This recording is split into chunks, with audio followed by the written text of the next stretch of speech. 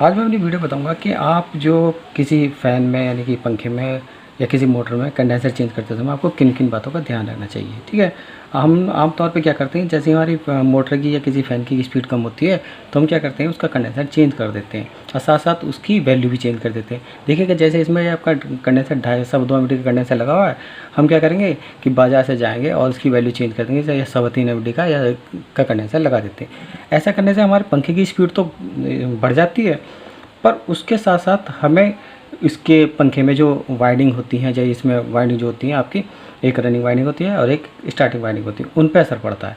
तो इसलिए जब भी आप अपने पंखे में कंडेंसर चेंज करें तो कंडेंसर चेंज करते समय पहले उस पंखे का कारण देख लीजिए कि उसकी पंखे की स्पीड क्यों कम हो रही है। ठीक है, तो पंखे की स्पीड जो कम हो सकती है वो 3 कारणों से हो सकती है। देखिएगा जैसे ये पंखा है, ठीक है, तो इसकी स्पीड 3 कारणों से कम हो सकती है। जैसे कि आपके पंखे में जो बैरिंग लगे हुए हैं वो जाम चल रहे हों तो आपके पंखे की स्पीड कम हो जाएगी, या आपका जो कंडेंसर लगा हुआ है वो वीक हो जाए तो आपकी पंखे की स्पीड कम हो जाएगी, या फिर आपका क्या होता है कि आपको जो वोल्टेज हैं, जो पंखे की वोल्टेज हैं वो कम मिल रही हो। मेन कारण जो होता है वोल्टेज का भी हो सकता है ना आपका।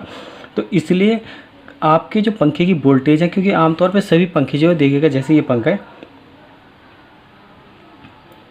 ये पंखे हैं, ठीक है, तो ये सही पंखे जो आपके 220 वोल्ट पे ऑपरेट है, 220 या 230 या 200 वोल्ट से ऑपरेट होते हैं। ठीक है, अगर ये वोल्टेज आपके 220 वोल्टेज से कम मिल रहे हैं पंखे को, तो जाहिर सी बात है कि आपके पंखे की स्पीड को क्या हो जाएगा, कम हो जाएगी। तो अगर आपके पंखे को वोल्टेज 220 वोल्ट से कम वोल्टेज मिल रहे हैं तो आपको तब अब कितने एमडी का कंडेंसर लगाना चाहिए आपके पंखे को, अपने पंखे में, और ज़्यादा मिल रहा है तब कितने एमडी का कंडेंसर लगाना चाहिए। मगर ये वोल्टेज आपको रेगुलर मिलने चाहिए, यानी कि वोल्टेज घट रहे हैं बढ़ रहे हैं आपको। जैसे अगर मान लीजिए आपके पंखे में 180 वोल्ट हैं, वो आपके 180 वोल्टेज रेगुलर ही मिल रहे हैं। अब ये वोल्टेज आप जो है आपके सबके घरों में जो होते हैं डिजिटल मीटर लगे हुए हैं, उसमें आप देख सकते हैं कि मीटर की आउटपुट वोल्टेज जो है कितनी आ रही है।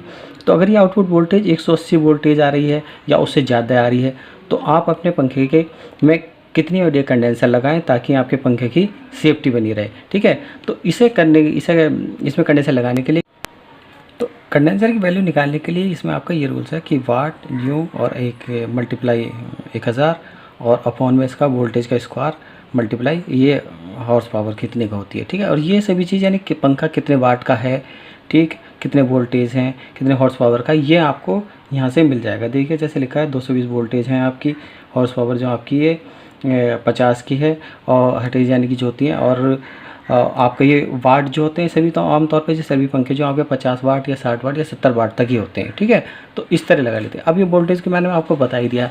अब देखिएगा जैसे ये मान लीजिएगा आपका कोई पंखा ये आपका 70 वाट का है, ठीक है, 70 वाट मल्टीप्लाई, यहाँ आपको क्या रख देना है, 50 रख देना है, और मल्टीप्लाई ये 1000 यानी कि 1000 रख देना है। इसके अपॉन में आपका है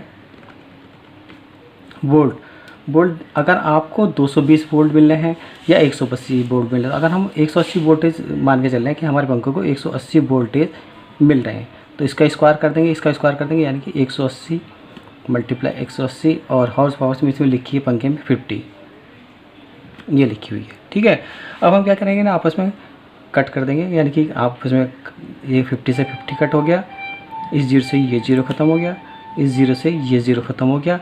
ठीक है, अब हमारे पास क्या बचा है, ऊपर बचा है हमारा 70 यानी 70 और 10, इनकी अगर मल्टीप्लाई करेंगे तो हमारा आ जाएगा 700, और अपॉन, तो 18 और 18 की अगर हम मल्टीप्लाई करेंगे, 18 का वर्ग जो होता है आपका होता है 324। ठीक है, अब 324 अगर हम 700 को डिवाइड करते हैं तो हमारा आ जाता है 2.16।